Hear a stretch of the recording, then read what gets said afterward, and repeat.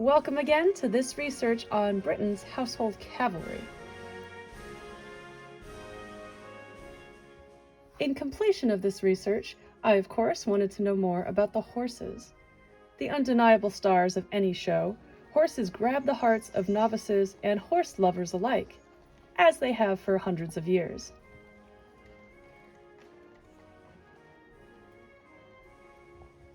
Firstly, the horses of the household cavalry are known as cavalry blacks. As the story goes, black horses were preferred because they look more intimidating. Let's start by dissecting everything I can on these famous horses. They are usually all geldings, with no stallions present. In terms of breeding, they are mostly Irish bred, Irish draughts or draft crosses. Ireland, of course, has an intensely rich history in horse breeding.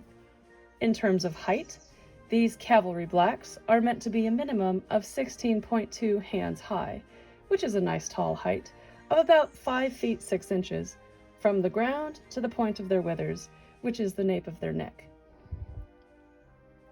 These such horses have been guarding the royal family and taking part in ceremonial occasions since the restoration of King Charles II in 1660.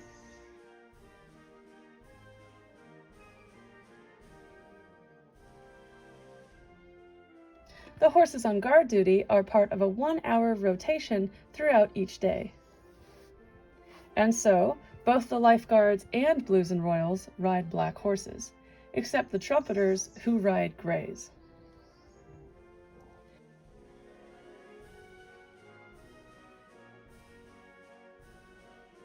A ceremonial horse gets to carry about 4 stones or 50 extra pounds in dead weight of kit alone, plus their soldier. Each year, the horses spend 2 weeks at something called Bodney Camp, or Bodney Camp, which is their annual regimental training camp. It is there that the riders are given the chance to practice equestrian and military skills and improve their bond with their horses.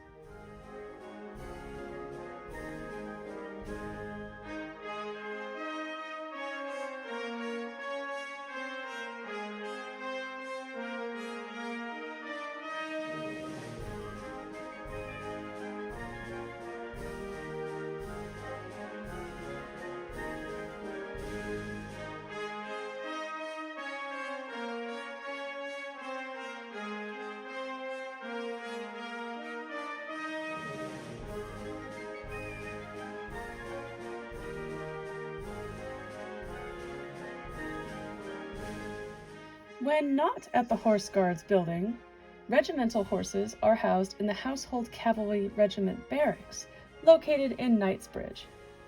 In fact, this is where they're regularly kept, and they only come to the Guards building or parade grounds in different units for daily inspection, practice drills, and ceremonies.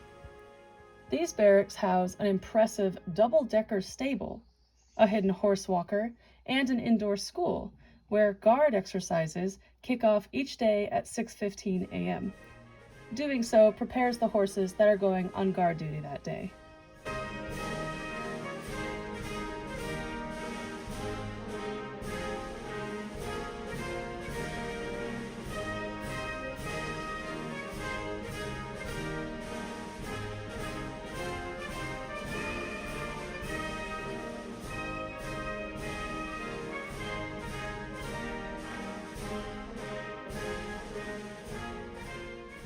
The Hyde Barracks is located 3/4 of a mile from Buckingham Palace. This way, they can rush to the Guards building or the palace on short notice as needed.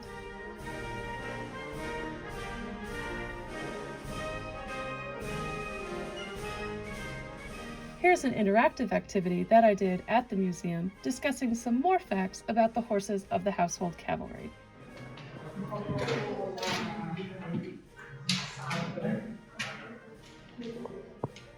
Armored regiment. Let's do it. Roosevelt horses. Which of these horses was talent spotted whilst pulling a milk cart in Glasgow? Has to be. Oh, these are their actual horses. I'm gonna guess it's the drummer horse. Cicero, yes. He was a famous drum horse of the lifeguards, but started as a paddy of pulling a milk cart through the streets of Glasgow. During a visit to the city, the Queen, with her keen eye for horses, spotted Paddy and noted his imposing presence. It was then arranged that Paddy would make up the new lifeguard horse mounted band. A true rags to riches story. Next question. Can you name this horse? Oh, no.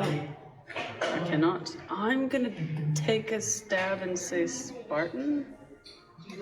Wrong. This is Sefton. Oh, that explains why the horse looked wounded. He suffered horrific wounds when on the 20th of July into the IRA. Oh, damn. Denoted a car bomb. 37 hours passing. 4 soldiers and 7 horses were killed. Sefton went through 8 hours of surgery, and his bravery made him a national figure, receiving letters, cards, and even carrots from well-wishers. Oh, Lord. So he survived that. Why are the cavalry horses black? Now, this is an interesting one. But let's see, why are the cavalry horses black? Black doesn't show dirt. That's not true. Black looks more scary in battle. Black horses are comic. It has to be the middle one. Yeah. It was King Charles II who believed that black mounts struck fear into the hearts of the enemy. Although in his time, not all cavalry horses were black. Even today, we have some other colors. The large drum horses are traditionally black and white and brown. While the trumpeter ride grays. Okay, what next? Where do the cavalry horses come from? I think they're from Ireland, because I believe they're Irish sport horses. From the police, that's a pretty good one. From riding school, I'm gonna go from Ireland. Yes.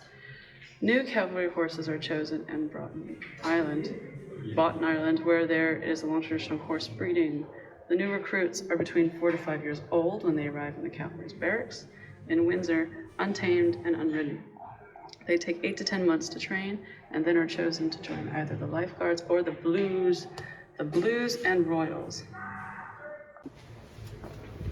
Next question. How are names chosen for the horses? That's a cute one.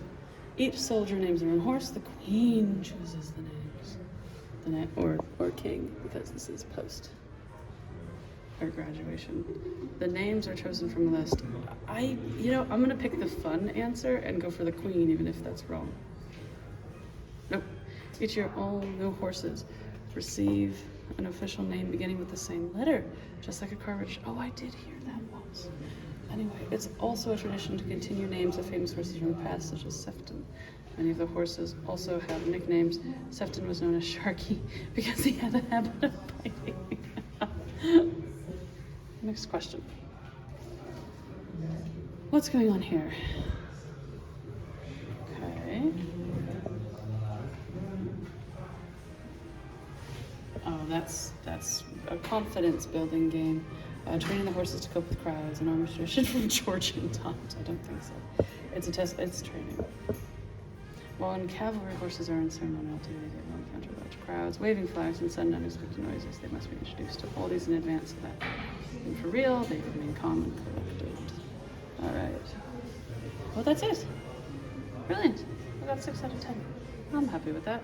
I read about him. Was he the one who survived a bombing from the IRA? Was he the one who survived the bombing of the IRA? Yes. Yeah, there was a little interactive video of him over there. Yes. Oh, wow. A touching story. So I guess were they just marching through in the morning and? Yeah, they were just coming down to change guard. Oh, and then were the guards themselves targeted? Is that what? Yes. Oh. There were 4 men killed and 7 horses. Oh my goodness. Yeah. That's the helmet of one of the guards. That gives you some idea. Oh, from the bomb. Oh, that's why it looked like it had been bombed. Oh my gosh. It's the bomb damage that caused that. Oh my gosh. That trooper died. Trooper Tippett. Oh my goodness. Trooper Tippett. Thank you. So this was that's Sefton's bridle. It's the same incident, yeah. Oh, bless him. Is that medal something he got? The medallion is something he What, the got? one at the top? Yeah. Yeah, it was presented to him at the Horse of the Year as a hero horse. The Horse of the Year show, and that he was presented with that. Oh my goodness. Perfect. Do they, looks like they actually burned the letters into the hoof. Yes. I didn't know we could do that. Well, the purpose for that really was back in the days when they used cavalry. Oh, yes. It was so they'd identify the horses. And what happened was if a horse was killed or badly injured in battle, and if he was badly injured had to be dispatched, then the farrier would do that with the spike. And then he had the job of chopping off the hooves with the identification marks so they could prove that that horse was killed in battle and not sold. Oh, that's interesting. They weren't allowed to just be sold after they were in the cavalry. Well, no, I mean, in other words, sold illegally. So if some trooper sold his horse and come back and said, oh, it's been killed, that was what it was all about. That's interesting. Thank you. That's a very interesting.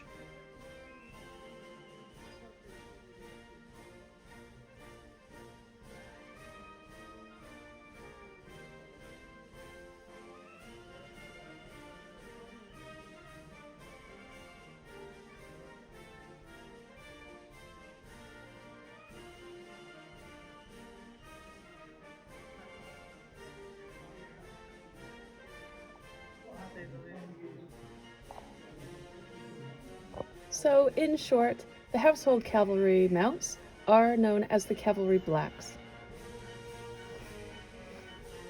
They come in untamed and untrained at around the ages of 4. They are housed at the high barracks, but also take summer camp vacations, where they will both train for cavalry drills and go for horseback rides on the beach. Without a doubt, my favorite part of all of this was learning about the horses, as they are and always will be the most sought-after celebrities of the Army.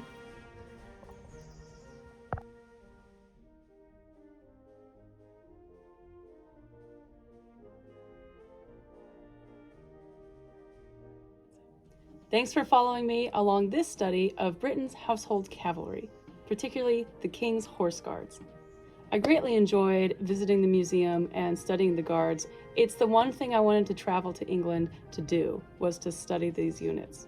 Next, I'll be heading up to Edinburgh in Scotland to study their famous horse unit, the Royal Scots Greys. So stay tuned as I travel up north, and thanks again for joining me on this research journey of cavalry units of the UK.